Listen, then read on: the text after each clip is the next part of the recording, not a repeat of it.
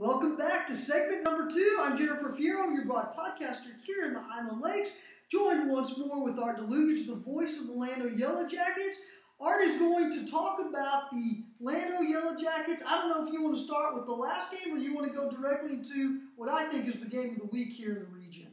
Well, the Jackets play Coleman, 2A school. In fact, they're going to go from playing a 5A to a 2A. But Coleman is awfully good.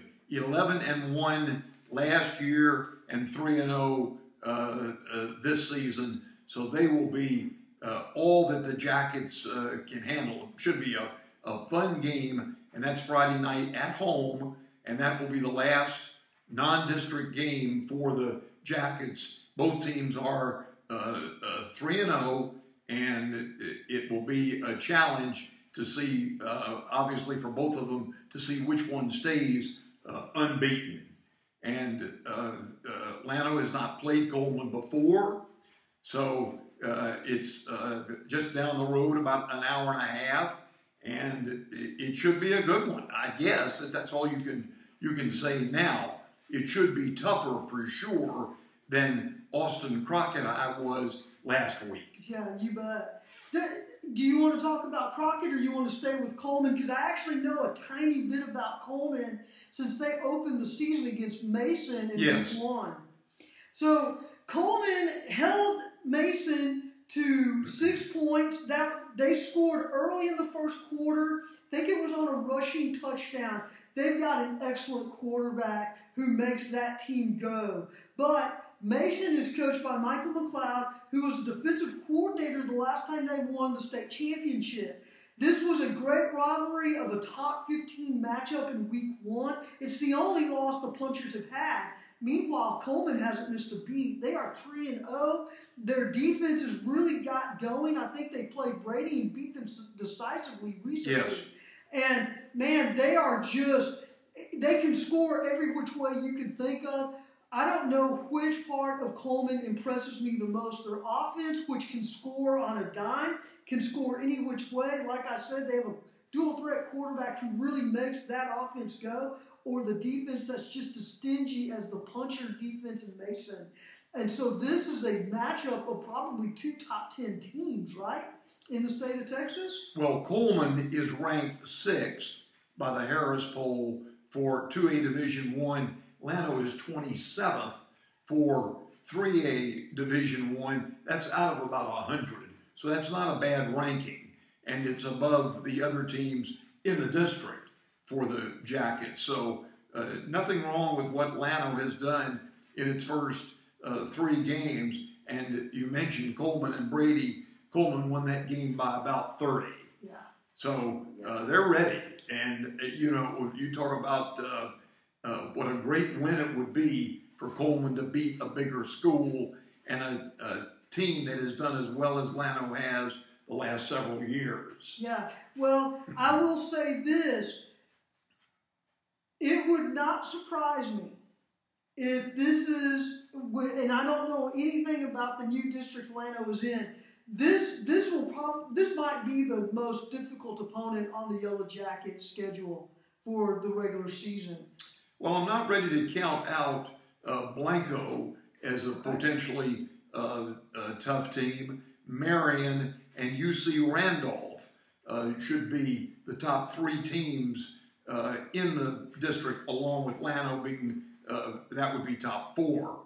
Not, again, putting them in any order, although Texas football did predict Llano would win the district with Blanco 2nd, Marion 3rd, and Randolph 4th. Okay. So there you go. Pretty soon it will be all decided on the field after this week. Yeah, you bet. Well, I will say this. The matchup with the Lions, after talking to Matt Green on Saturday, the matchups with the Lions play, I am very, very interested to see which lines will force their will on the other team. That, to me, is what's intriguing. And I think that the line coaches and Llano have really emphasized that this week. I think they have really, I don't want to say called out the linemen, but I think the linemen feel personally challenged Maybe that's a better way to say it. This is a great opportunity for all four lines to show which one is superior. Well, Llano has certainly played well in that regard, offensively and defensively. That's how you score some 44 points a game, as your offensive line comes through for you. So I don't think there's any problem there. And how good Coleman is, I don't know. They certainly, as we've mentioned, good on defense against Mason, not so good on offense, scoring just 7 points, although it was enough to win.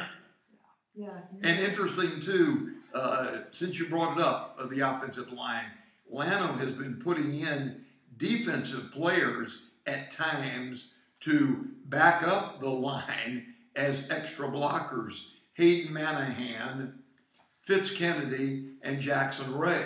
An interesting strategy that Llano used last year a bit, using more and much earlier this season. So watch for that on Friday night.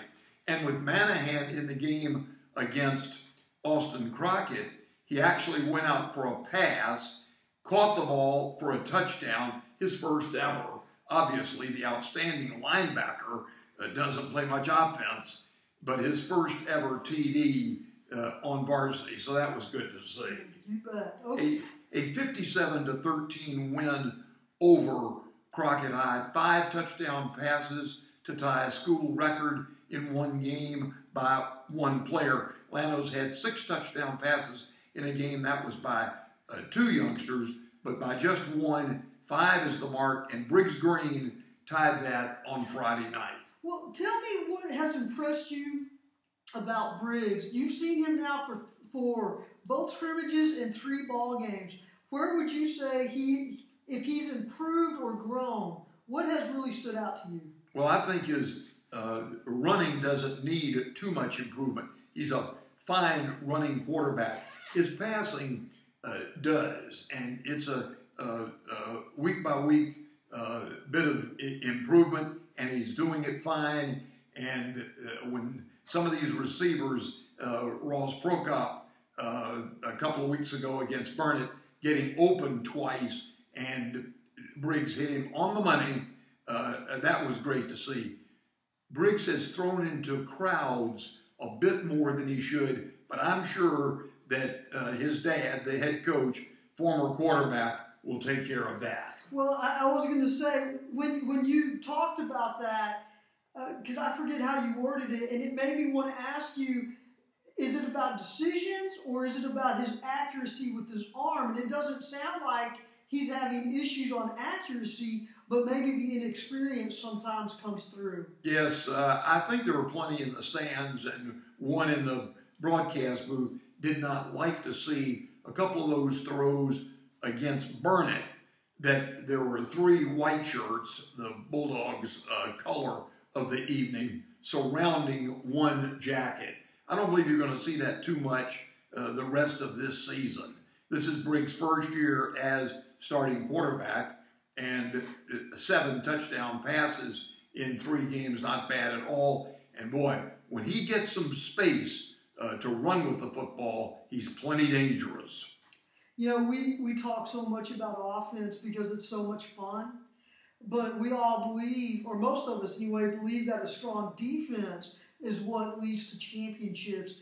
What do you want to say about the Jackets defense because they've had some tight games, they've had to make some adjustments at halftime, or they've had to finish off opponents, as you said, like at Crockett last week.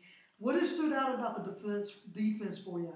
Well, it has just been stellar, I would say. Cameron Dickey, a fine quarterback for Crockett, was the dimension. You know, you talk about a team being one-dimensional running.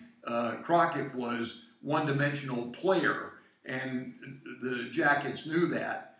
Cameron Dickey, he got away for 1 big run, but they only scored 2 touchdowns all night, so the defense did fine. Held Burnett to 21 points, and a lot of that was because of too many penalties.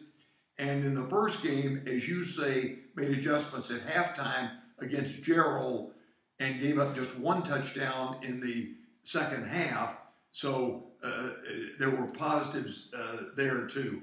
I'm a great fan of defensive coordinator Matt Anastasio and offensive line coach Richard Katner, and they've just done a real good job the last 2 or 3 years, and it's continuing this season. And we'll see if Matt Green can get a win, and he will become the all-time leading coach in Llano history for victories in a career with 44 if they are able to pull this one out.